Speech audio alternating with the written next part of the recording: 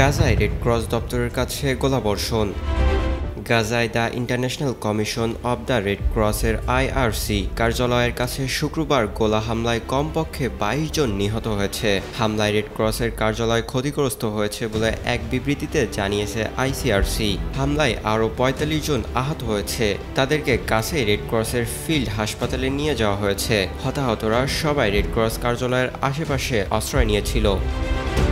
আইসিআরসির পক্ষ থেকে সামাজিক যোগাযোগ মাধ্যম এক্স সাবেক টুইটার এক পোস্টে বলা হয়, স্থানীয় সময় শুক্রবার বিকালে আইসিআরসির কার্যালয় ও আবাসিক ভবনগুলোর কয়েক মিটারের মধ্যে হামলা হয়। হামলায় আইসিআরসির কার্যালয় ক্ষতিগ্রস্ত হয়েছে। তবে কারা ওই হামলা চালিয়েছে সে বিষয়ে বিবৃতিতে কোনো তথ্য দেওয়া হয়নি বলে জানায় এএফপি।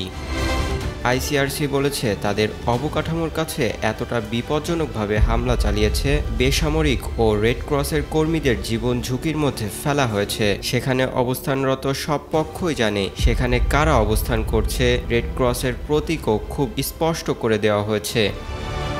গত কয়েকদিনে গুরুতর নিরাপত্তার সংকটে এমন ঘটনা আরও ঘটেছে বলে বিবৃতিতে জানানো হয়েছে।